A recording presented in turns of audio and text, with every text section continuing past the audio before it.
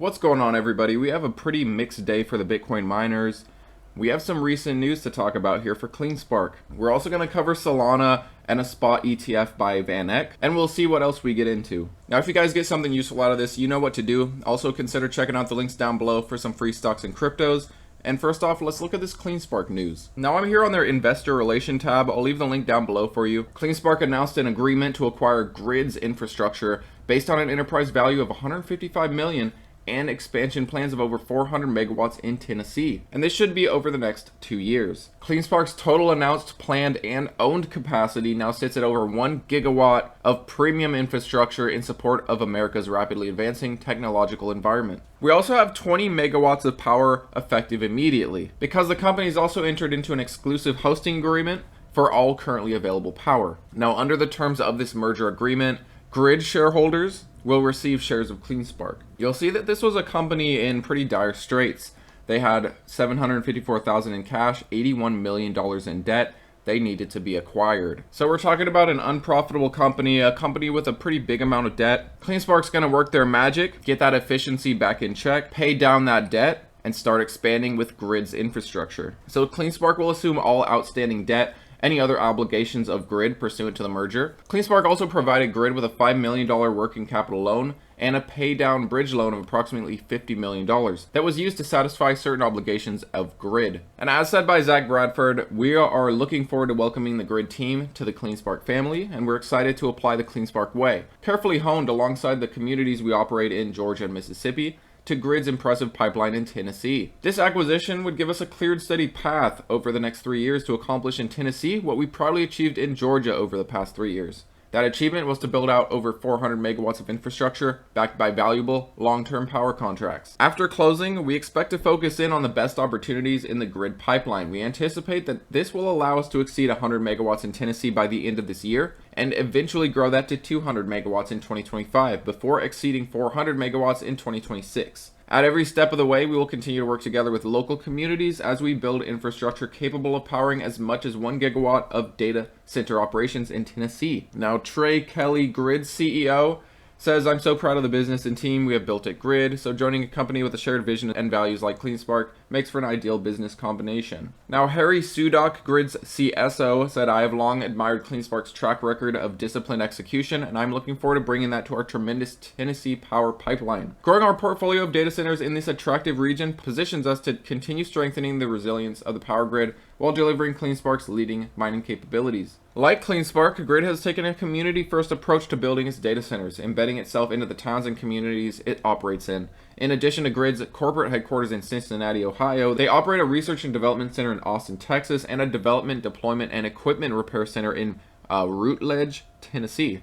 Their 4 mining facilities are in Watertown, New York, Limestone, Maynardville, and Lenoir City, Tennessee. This transaction has been unanimously approved by the boards of directors of both companies, and it's expected to close in the third quarter of 2024. However, it is still subject to Grid shareholder approval. Now let's take a look at Cleanspark's chart. Is this news affecting it? Not currently. The miners across the board are relatively mixed. You have some that are down 4 or 5%. You have some that are up 4 or 5%. You have some that are pretty flat. Cleanspark is pretty flat, up about 0.5% as of this upload. One thing Cleanspark really needs to do is get out of this chop. Here's something interesting you don't see too often. We have a golden cross here on the weekly. After this long pullback throughout all of the bear market, throughout crypto winter, after our huge recovery for over a year now, remember Cleanspark was under a $2 stock. It took all this time and all this consolidation, and now we finally have the red, the 50 MA, crossing the 200 MA. Now looking at the 50 and 200 MA on the daily, you'll see that we have been riding our golden cross ever since late last year, and Cleanspark has been in a beautiful uptrend. As I've said before, I expect this uptrend to continue. I expect us to fill out this broadening pattern. Perhaps we come down, by the end of July, we're hanging around at the same level before we use this to bounce off of. Either this ascending support or this support line that was a previous resistance that we have flipped to support. To me, this is the chance to buy, accumulate Cleanspark. Many other Bitcoin miners are looking attractive right now too. We just got through the market pricing in the halving. Many of these Bitcoin miners are far from their recent highs, and these are the opportunities you want to jump on. You don't want to buy them when all the hype is running through them. You want to buy them when everyone is negative, when people are like, oh, this is a dead stock. Now, I also want to talk about this Solana news. We have VanEck filing for a Solana ETF in the US. They also right off the bat clarified that they don't plan on staking.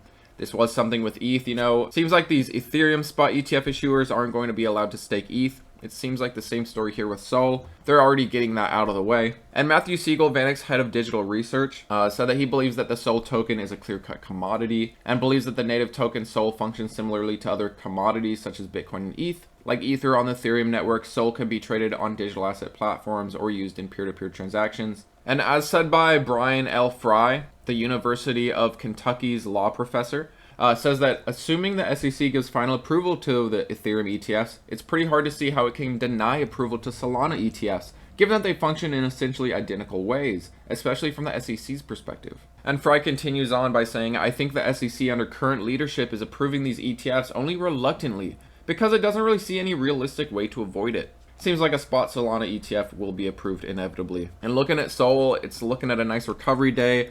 It came down to the support level around 120. Keep an eye on 120, that will be an important level. And to the top side, keep an eye on this roughly 173, 175. I do believe this will be the range until we break out of either direction. You'll see that we fell from the 200 MA, however, we have recovered it. Now we are working on breaking back over our 50 MA.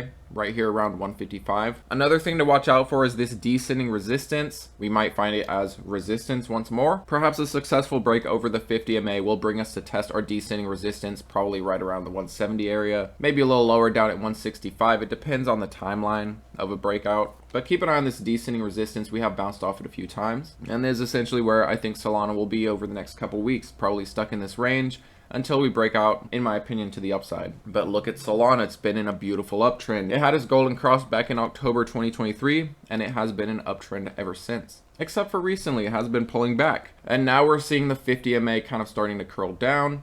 The 200 is still pointing up. I do believe it's a matter of retaking that 50 MA and then going on to continue our uptrend. Let me know, guys, what cryptos you're watching out there. I know I don't cover crypto too much. And also, what miners do you prefer? Are you taking a chance on some of the higher risk miners with smaller market caps hoping for a larger return? Are you leaning more towards the larger names that are more well known, more stable? Or do you have a mix of different miners for different reasons? Always love reading your comments, guys. Thanks as always for watching, and I'll see you next time.